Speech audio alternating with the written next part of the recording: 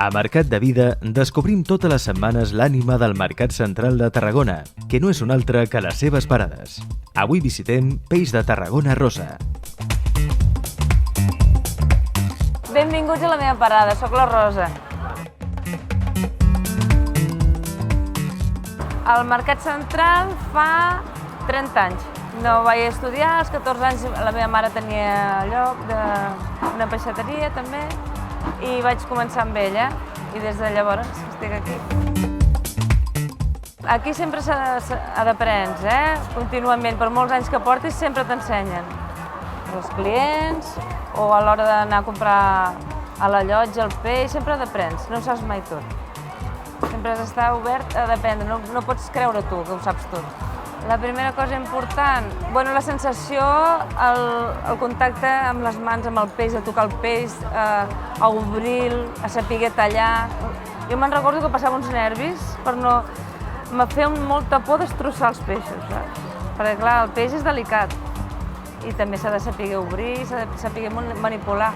Per molt fresc que sigui, a vegades pots fer puré si no saps obrir, tallar... I aprens a base de destrossar peixos. Estic amb la meva germana, que ella també, com jo, sempre s'ha dedicat al peix. Ella és la que s'encarrega d'anar a la llotja i comprar el peix, que tot això té el seu treball, la seva feina també.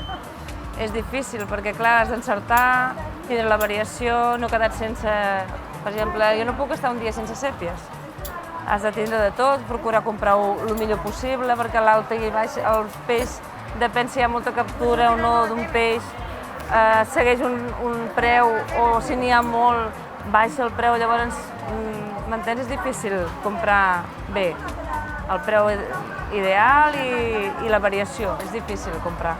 No saps mai com anirà el preu, perquè depèn de si una barca ha agafat 20 o 30 caixes d'un peix o d'un altre, depèn de la quantitat i de la demanda, va un preu o va un altre. Llavors tu arrisques, a vegades, la sort de comprar abans, de comprar més tard, més bé.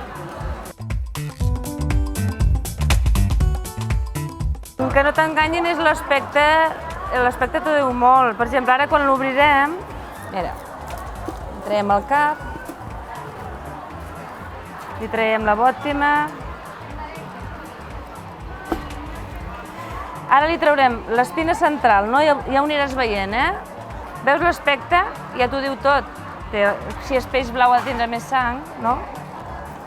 Els mercats són la catedral dels aliments, això sense dubte, no tenim competència amb això. Ho sento molt per les grans superfícies, tot el que tu vulguis. Però, per exemple, en aquest mercat, no sé exactament quantes peixateries hi ha, però si n'hi ha 20, cadascú treballa la seva paradeta, el seu client s'esforça a 100% per vendre, per tal. I això, en un supermercat només n'hi ha una peixateria i t'has de conformar amb el que hi ha allí. Aquí pots triar, pots donar un tom, un té gamba grossa, ostres, aquí hi ha de la petita que està més... Tothom és diferent, vull dir, cada parada és un món. No, però el bo del mercat és que sempre entra gent a donar un tom i segurament picaran alguna cosa. Van en busca de sardina i igual s'emporten 2 quilos de gamba al final, perquè és una tentació, vens a donar un tom i si no vols no compres, ningú t'obliga, no? Però si vols, hi ha vegades que pica sense pensar-ho. Que està molt bé el popet de Tarragona. Els popets és un peix que es valora molt, com més petitet millor, aquesta classe de pop, no? I està permès, però és cal, ni que sigui petitet, és l'únic que està permès. I llavors també és de temporada, no n'hi ha tot l'any. I llavors s'ha d'aprofitar quan n'hi ha. El popet aquí a Tarragona se sol fer en ceba i tomàquet, està molt bo, o a la planxa amb all i julivert.